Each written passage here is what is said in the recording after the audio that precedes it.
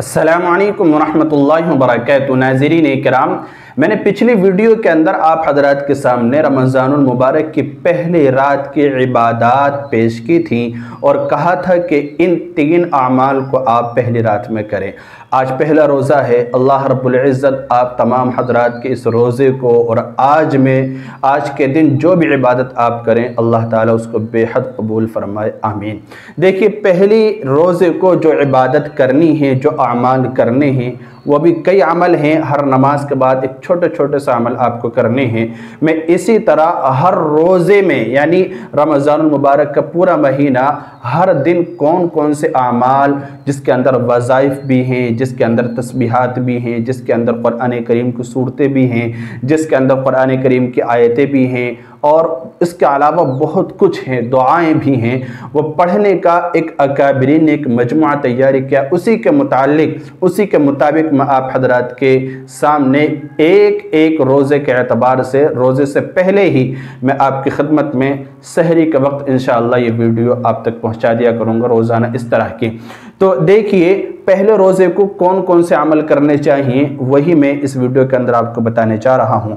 پہلا روزہ، دیکھیے، فجر کی نماز کے بعد نماز اور روزے کے اہتمام کے ساتھ آپ یہ وظائف کریں، ٹھیک ہے؟ آپ بغیر شرعی عذر کے نہ نماز چھوڑیں نہ روزہ چھوڑیں۔ دیکھیے، پہلے روزے میں فجر کی نماز کے بعد آپ کو یا رحیم 133 مرتبہ پڑھنا ہے، 133، یعنی یا رحیم فجر کی نماز کے بعد آپ کو پڑھنا ہے۔ آپ نماز سے فارغ ہو گئے اور آپ یہ تسبیح پڑھیں 133 مرتبہ یہ کلمہ یا رحیم۔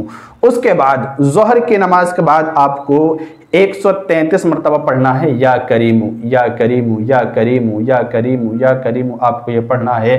یہ خاص عبادات میں سے ہیں رمضان المبارک کے پہلے روزے میں جو پڑھی جاتی ہیں۔ تو ظہر کی نماز کے بعد یا کریم 133 مرتبہ۔ اسی طرح عصر کی نماز کے بعد آپ کو یا رزاق پڑھنا ہے، یا رزاق یا رزاق یا رزاق، یہ پڑھنا ہے 200 مرتبہ آپ کو یہ پڑھنا ہے۔